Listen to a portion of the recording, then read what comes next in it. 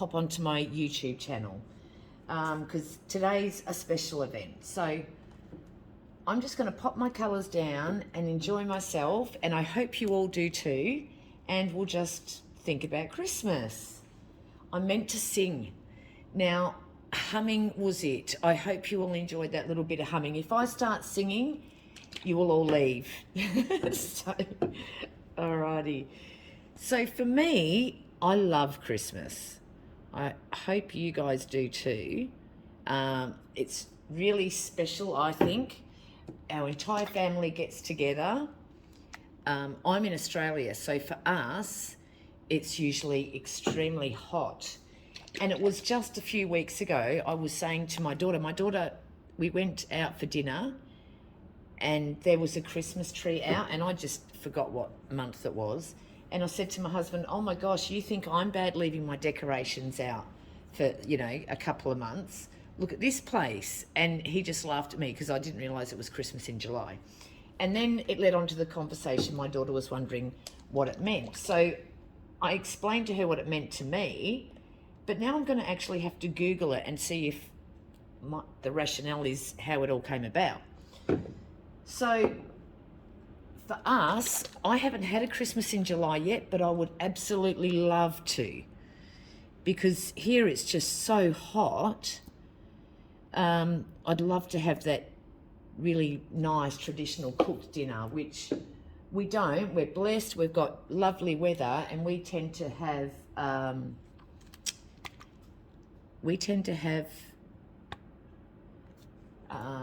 a lot of salads and seafood, stuff like that, which is still beautiful, but I would love that traditional Christmas. I just think it would be beautiful.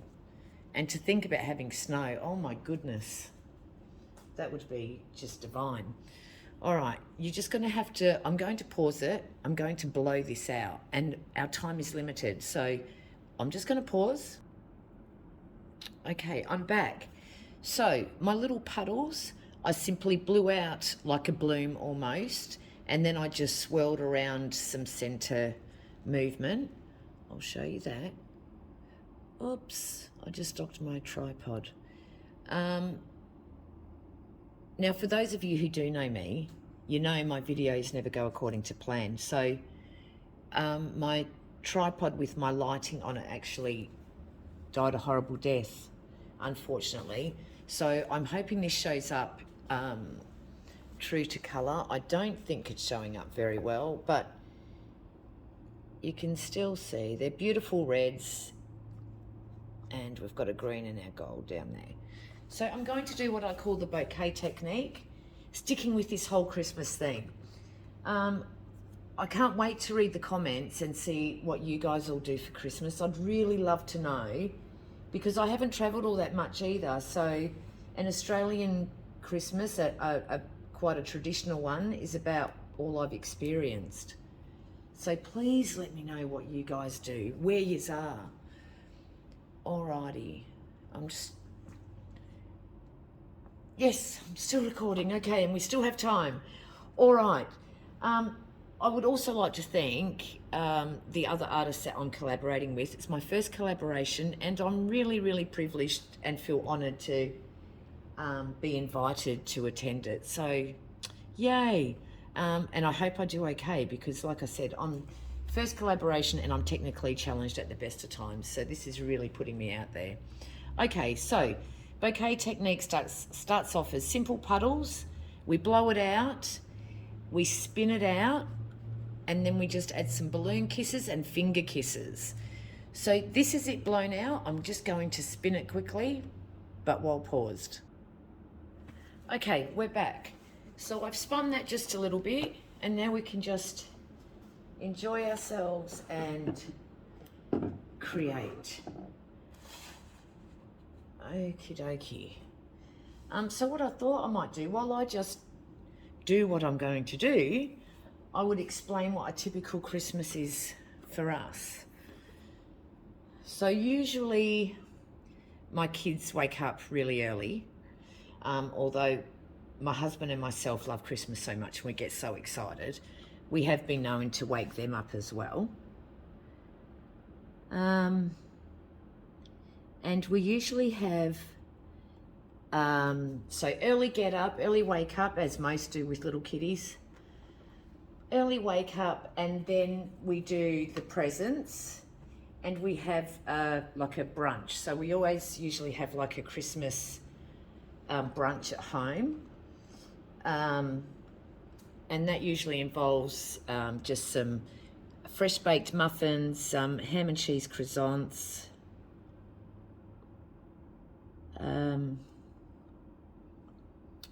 don't worry, I know what I eat. I'm just losing my train of thought as I start creating.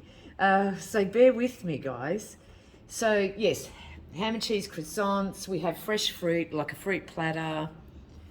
Lots of baked goodies. So I've got 6 children, and wouldn't you know it, they all have a different favourite. So that no one's left out, it was much easier when I only had 2 kids. Of course, I would just bake their favourite. But now that I've got 6 and they've got partners, it kind of leads to me baking about 10 or 12 different treats. But they're all very simple ones, so it works out good. Some of them are even no-bake recipes. So we have like mini cheesecakes, melting moments, little Santa heads, all kinds of things, but really fun stuff. So I tend to do quite a few extras, because after we've had our brunch and at home, and my older kids do or don't drop in, it depends on if they're working or what's going on with their commitments.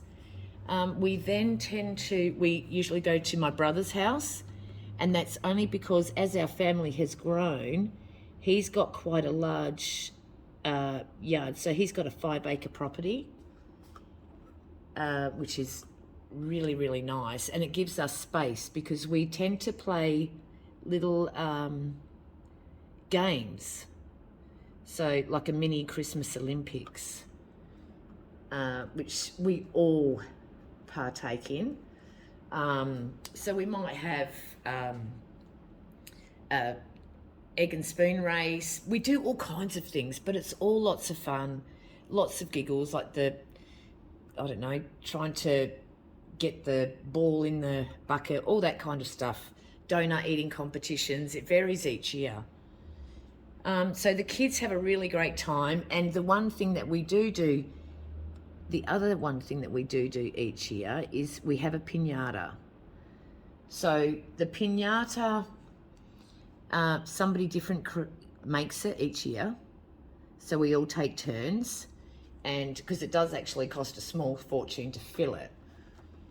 How are we looking? I'm moving around the camera so I can see how this is looking. I'll just tilt it up quickly. Isn't that pretty? So we do a piñata, and we always start off with the youngest first. So they start off with the first whack. And so far, I hope I don't jinx myself, in all these years, because the kids know to stand back and, be aware that somebody's got a big whacking stick, we haven't had, touch wood, any injuries with the piñata. So I'm really glad. Although one year we did have a poisoning, and I'll try and quickly explain because we've got to try and stick to our time schedule. So we try and outdo each other. Each year, we're very competitive. We try to make the biggest and strongest piñata. And honestly, these are the most hideous piñatas you've ever seen. So anyway, one year, my brother thought he would be very clever, and this was before he had kids of his own. I'm sure he wouldn't do it now. And he came up with the marine grade glue. I kid you not, he used this glue on the piñata, and it was only on the outside, but the toxins had actually seeped into the candy. So here we are, Christmas Day, the kids have popped open the piñata. My sons and my daughters just go racing for all these lollies, and within an hour they're saying they feel sick. One's having an asthma attack. Thankfully, they all recovered completely fine. But when I went and tried a lolly later, after the kids had said, "Mummy, they taste funny," I realised they'd actually been poisoned. It was really quite toxic. So it's kind of an ongoing family joke now that the kids barely survived Uncle Jamie's, strongest piñata. So I'm just going to add some little lines in here. I've been chatting too much about Christmas and forgotten to focus on what's going on down here. So this is what I call my bouquet technique. It's really easy. It's basically a lot of several really basic techniques combined into the one. So these are already techniques that, you know, most people have done or are using. So I just thought this would be a really good one. So if you don't have nails, of course, you can just go and use a toothpick or anything like that. Oops. Okay. My time is up. Okay, what I'm going to do, this is a really quick one. So, but you kind of got the idea, didn't you? I hope. So what I'll do, I'm not going to be able to add dry photos onto here, but I will have them up on my Facebook group. So if you end up finding me, fabulous.